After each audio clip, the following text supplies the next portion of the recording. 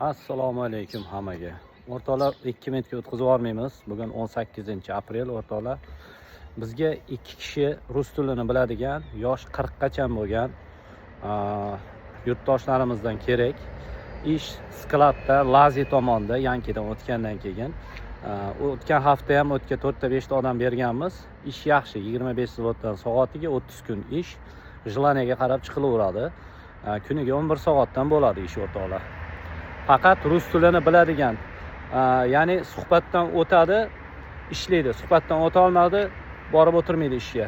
O'shaning uchun men ertalab ketaman, amallayman degan narsa bo'lmaydi. O'rtoqlar, realniy rus tilini biladigan odamlar aloqaga chiqishi mumkin. +48 lik bilan 780 505 555. Bugunning o'zidayoq aloqaga chiqib, telefon qilsanglar, gaplashsak, suhbatdan o'tsanglar, ertadan o'sha ertalabdan ishga chiqaverasizlar. Bu yerda 2 smena ish bo'ladi. 2 smena deganda ikkalasi ham kunduzgi, kechki smena yo'q.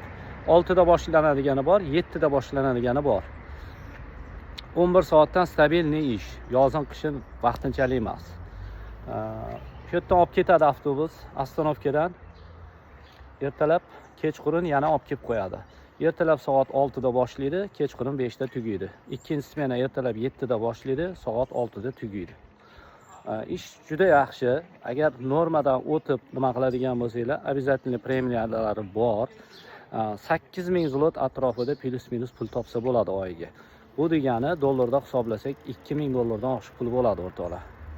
Plus-minus 2000 pulingiz bor har oyda. Yeb ichmog'ingiz o'zingiz cho'ntagingizdan, kvartira o'zingiz cho'ntagingizdan. Faqat ishxona tomonidan avtobus qo'yilgan, oy-moy vaqtida qo'lingizga naqd pul beradi. Dokumenti yo'q, nelegal yurgan yurtdoshlarimiz bo'lsa ham borsa bo'ladi. Dokumenti bor, katta papitasi bor. Yurtdoshlarimiz uchun oldindan aytib qo'yaman. Dokumentdan hech qanaqa yordam bermaydi, ofitsialniy ish emas. Частный firma noqonuniy ishlatadi. Buni ham oldindan bilib olinglar. Kelgandan keyin bu savollarni berish shart emas. Hozir hammasini bilib, eshitib, shunga qarab amal qilsanglar yaxshi. Pastda ofis manzillarimni qoldiraman. Telefon raqamlarini aytib o'tdim. Yana bir qator tepada yozib qoldiraman. Sog' bo'lasizlar, salomat bo'lasizlar, kutib qolamiz.